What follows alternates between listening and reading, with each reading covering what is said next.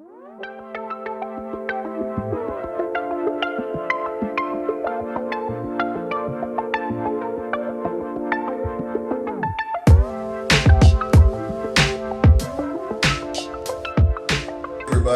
Hello.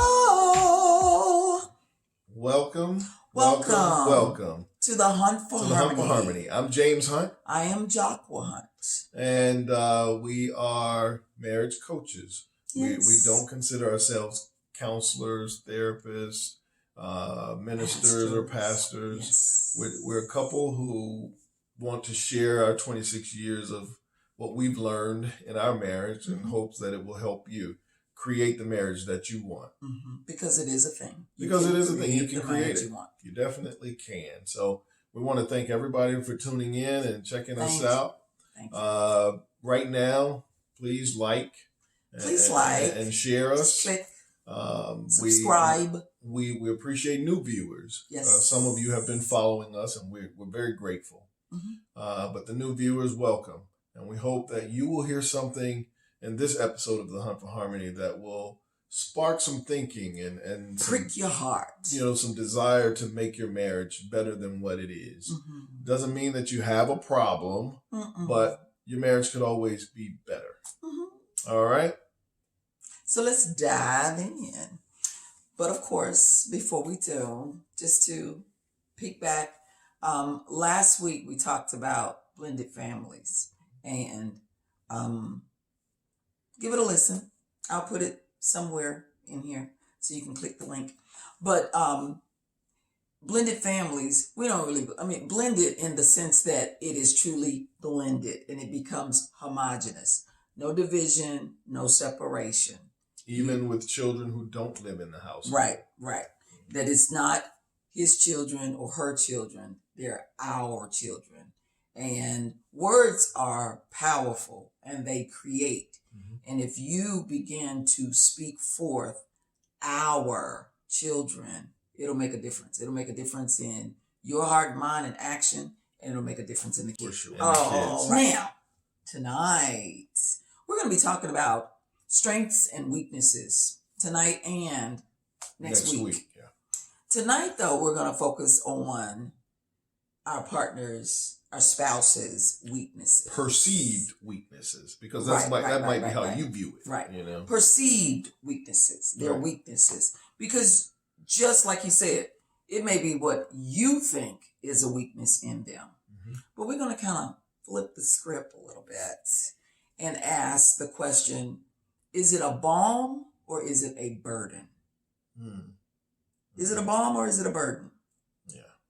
And we would suggest to you that if you're considering all of, and I'm going to keep referring to it as weaknesses, but please know that it's perceived weaknesses. Right. It may not be a real weakness. It may just be what you think is a weakness in your spouse.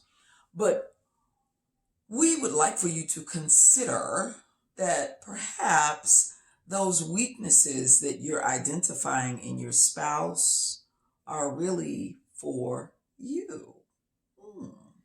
Yeah, it's an opportunity for you to take a look at what's happening or what you perceive as a weakness and to adjust and put forth your strengths. Okay? So with weaknesses or criticisms or things that you identify in your spouse, hopefully you're not doing that in a way that is so blatant. And hurtful. Hopefully you're not doing that. But, if you've been married for any length of time, you know what your spouse believes is a weakness of yours. Right. It's it has come out. It has surfaced. Now, there may be some that you don't know. So, talk about that. Because, again, it's perceived. It's what you think is a weakness in your spouse. So, whether it's blatant, whether it's known, common knowledge between the both of you. Constructive criticism. How do you regard that?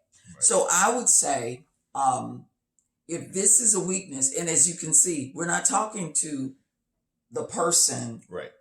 that is the weakness, that has the weakness. We're talking to the person that's identifying the weakness in the other person.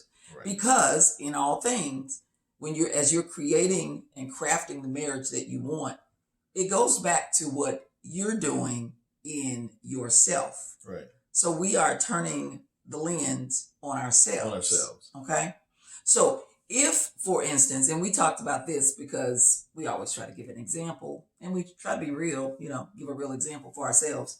And James said, you say I asked too many questions. Well, not necessarily ask too many questions. No, and I say that every time. It's not that you ask too many questions. It's that you ask Captain Obvious questions. She calls me Captain Obvious because she feels like, oh, that's obvious. Why are you asking that question? Oh, and not only why are you asking that question, it's why are you asking that question for the third time? The answer hasn't changed. But there's a method to my madness. Okay? But I will say a little OCD about things, and I will say this, that over the years I have learned, and this is what I mean when I say turn the lens, my part in this. What can I do? How can I respond to that weakness? I can view it as a balm, meaning it's something that's healing, it's something that's good for me, or I can view it as a burden. He's going to talk about a burden.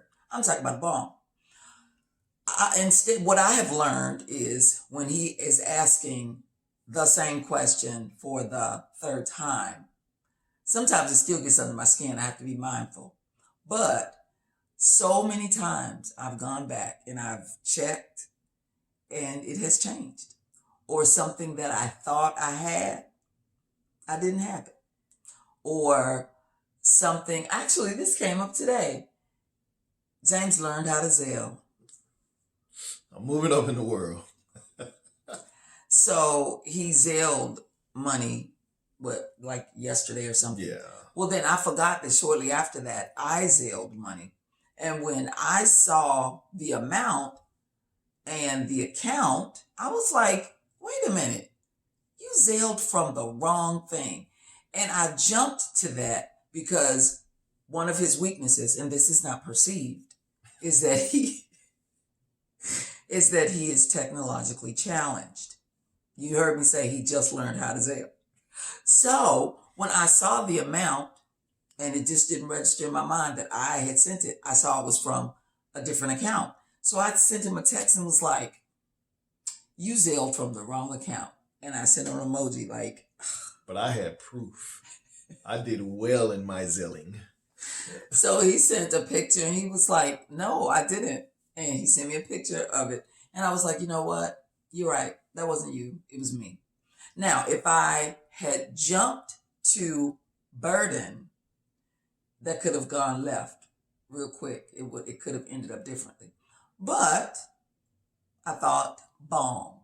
And when he pointed it out to me, I didn't glaze over it or act like it didn't happen. I said, oh, my bad. Yeah, she said my bad, like, oh, that's good enough. But not for me, because she was coming down on me. I was accused. I was accused for something I didn't do. I was not coming down on you. He thought he was going to get a neck massage out of it, but Sarah. Yeah, she's got to be held accountable. So a neck massage is, I think, is good. So. Okay. Anyway, so Balm. Yeah. That you don't necessarily go to burden and anger and upset. Balm. And so that, I didn't even think about that example. That just happened today, actually. But I have learned over the years that there is a place and a space for that. Right. So now you talk about burden. If you view it as a burden, if you decide to take it on as a burden. If you decide to allow that if you take it on as a burden and you allow it to anger you, like, oh, I wish you would stop doing that. Think about it. There have been times, using the same example with me asking questions, if she had taken it in a way where it was a burden, there were some things that would have happened that should not have happened, whether it was somebody robbed the house because you left the door unlocked. Oh, right, or right. You forgot to send this payment, or so the lights get turned off.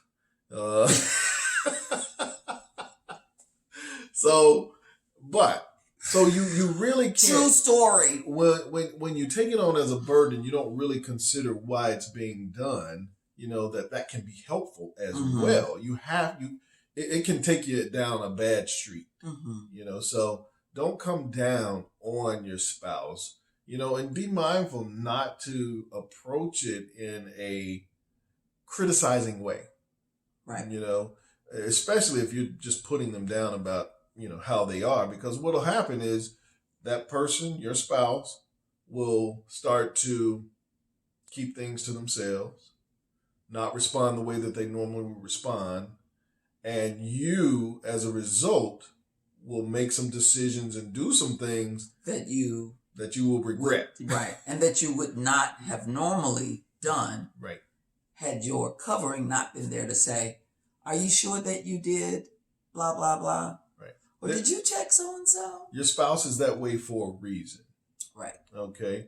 And the reasons could vary. I mean, it could be that growing up, you know, somebody in their family asked them a million questions to make sure things were done. And that's just how they became.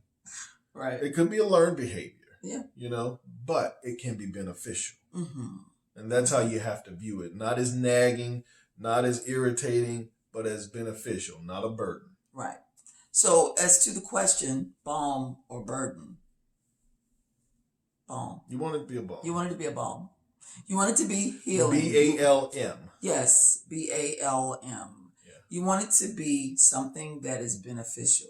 Because as we've said so many times before, if your spouse is doing something and you begin to receive it as a benefit, the natural response is to do something for your spouse that he or she receives as a benefit, and it becomes cyclical. And as I've said many times, that's when you become closer. You know, you start to feel more affection for your spouse, wanting to be around your spouse. It's all about how you're viewing it. Right. You know? So burden or balm? Let's go with balm. Let's go with balm. So when the next time you're in a situation and your spouse is doing something, and we say weakness, again, not weakness, but that you're saying, you know, they always do so-and-so. You know, you know what I mean. Then I want you to stop and turn the lens on yourself. And think about it. How could I receive this as a balm? How can I capitalize on right. this? How can I capitalize on this thing? Because it's there for a reason. Yes. And it has come into your life for a reason. I can't remember the scripture. I asked him and he doesn't know. Yeah. Sorry. But some of you might know, and if you do, please put it in the comments. Put in the comment, let us know. And I know, I could just pick up a phone and look, but what those things that you claim that you want and you pray for them, and then you get it, but it's not always in the way that you expect it. For example, patience, you know, how you ask for patience, and then you find yourself being in situations that require you to be patient, because that is what you ask for. That's what you ask for. You ask for patience. And God is not the kind of God that he can, but typically he's not the kind of God that just says, oh, here you go, a boatload of patience. No, you have to work through something to get to patience. And so the scripture is that something worketh patience. Faith worketh patience, I think, or patience worketh faith. It's something like that. I can't remember. Again, I'm not a Bible scholar, you know. But you usually be knowing. I don't be knowing. Yeah. Yeah, but one of those, something like that. Let us know. Yeah, because this thing is working that thing in you. Right. So treat it as a balm, not a burden. All right. Well, we thank you again for listening, for watching. And for joining us right tonight. now, take 1 second. 1 second. And like. Click. And 1 second and share. All right? 1 second. We Subscribe. greatly appreciate it. Subscribe. Thank you so much for watching The Hunt for Harmony. And we will see you next week to help you create the marriage you want. Oh, that was cute. Oh, gosh. We didn't rehearse that. No, we didn't. So you guys have a good night. We'll see you at 7:30 next Thursday night. 7:30 next Thursday. Take Ta-ta. care. Bye.